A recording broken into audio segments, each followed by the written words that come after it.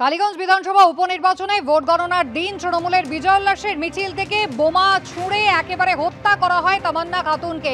এক সপ্তাহ কাটেনি, ফের সকেট বোমা উদ্ধার হয়েছে। 2 ব্যাগ ভর্তি এবং 2 জার ভর্তি সকেট বোমা উদ্ধার হলো। এবার মূল অভিযুক্ত আনোয়ার এবং গওয়াল শেখের বাড়ির পিছন থেকে। প্রদ্যুৎ সরকার রয়েছেন টেলিফোন লাইনে।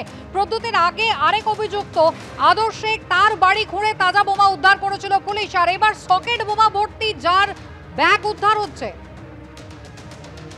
দেখো কুসুমিতা, আজ এই দুপুরবেলা গ্রামের মানুষ বলল ওই গ্রামের বাঁশবাগানের মধ্যে 2 ড্রাম এবং 2 ব্যাগ ভর্তি বোমা আছে।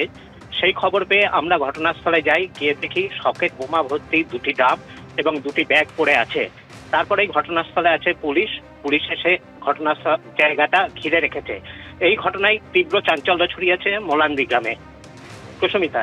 প্রদ্যুৎ, ধন্যবাদ।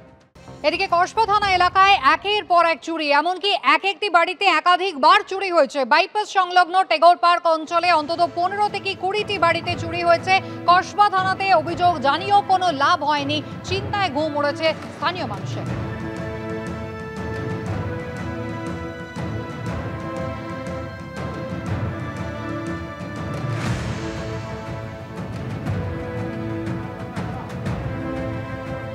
সিসিটিভি ফুটেজ দেখতে পাচ্ছেন, কসবায় বাইপাস সংলগ্ন টেগোর পার্ক অঞ্চলে একটি বাড়িতে একাধিকবার চুরি হয়েছে, এমনটাই অভিযোগ করেছেন স্থানীয় বাসিন্দারা। অন্তত 15 থেকে 20টি বাড়িতে চুরির ঘটনা ঘটে গিয়েছে। কসবা থানায় তারা অভিযোগ জানিয়েছেন, কোনো লাভ হয়নি। রীতিমতো আতঙ্কে রয়েছেন এলাকার মানুষজন।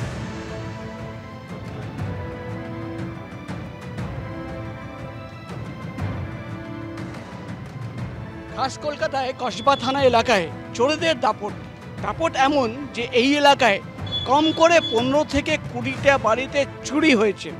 একদম ঠিক, গত 1 মাসে 15 থেকে 20টা বাড়িতে চুরি হয়েছে। এমনকি একটা বাড়িতে 2বার বা 3বার করে চুরি হচ্ছে। রীতিমতো আতঙ্কিত এলাকা বাসিন্দারা। এবং আমরা দেখতে পাচ্ছি বাইপাস সংলগ্ন সারদাপল্লী এবং টেগোর পার্ক এলাকায় এখানকার বাসিন্দারা কিন্তু রাস্তায় নেমেছেন এবং তারা কিন্তু রীতিমতো আতঙ্কিত।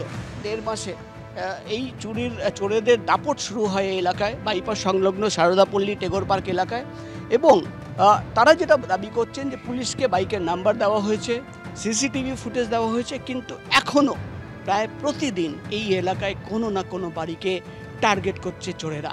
ক্যামেরায় দীপ্তেন্দুর সঙ্গে প্রকাশ সেনা, এবিপি আনন্দ, কলকাতা। কমপ্লেন করেছি আমরা, এফআইআর রাইটিংয়ে অবজেকশন দিয়েছি, এমনি জিডিও করেছি। আমার নিজের বাড়িতেই পরপর 2বার হলো। প্রথমবার যে হলো সে তো চুরি নয়, ডাকাতি বলা যায়।